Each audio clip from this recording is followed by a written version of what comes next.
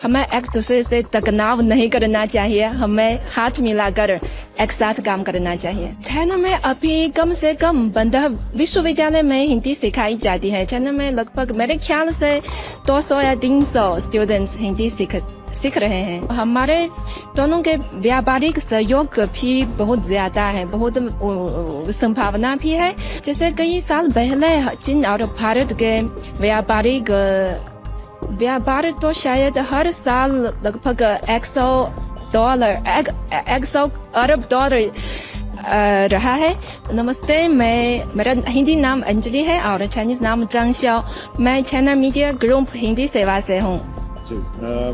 जिस तरीके से हिंदी सेवा की आपने बात करी, अभी हिंदी कितनी पॉपुलर हो रही है चाइना में, उसके बारे में थोड़ा अगर बताएं। हाँ, चाइना में अभी कम से कम 15 विश्वविद्यालय में हिंदी सिखाई जाती है। चाइना में लगभग मेरे ख्याल से 200 या 300 स्टूडेंट्स हिंदी सीख रहे हैं।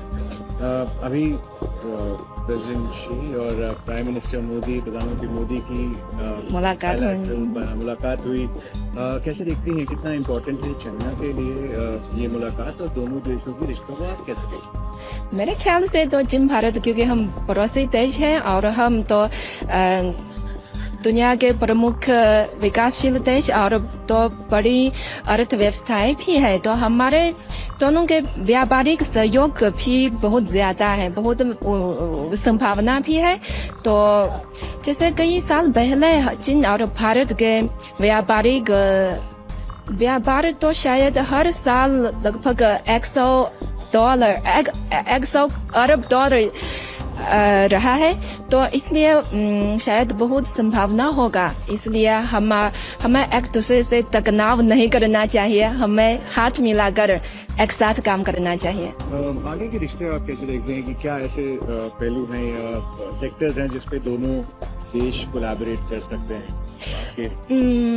मेरे ख्याल से तो चीन की हाई टेक्निक शायद पूरी दुनिया में ध्यान देते हैं, शायद बाद में इसके बारे में भी ज्यादा सहयोग कर सकते हैं। आखिरी प्रश्न मेरा होगा, SCO आसियान हो रहा है चाइना के लिए, कितना महत्वपूर्ण है और क्या चाइना इससे एम करने की कोशिश करेगा? क्या रहेगा उसके मेन? क्या बोलना है हिंदी में? हाँ, SCO तो चीन और भारत के संबंधों को आदान प्रदान के लिए मजबूत करने के लिए एक बहुत अच्छा मंच प्रदान करता है।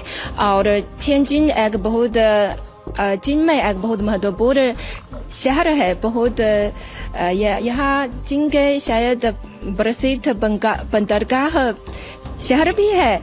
तो शायद यहाँ भारत से पता, मुझे अभी नहीं पता कि यहाँ शेप है या नहीं, अगर है तो शायद बाद में यातायात की समस्या भी नहीं होगा। प्रभातखबर.com, विश्वास वही, रफ्तार नहीं।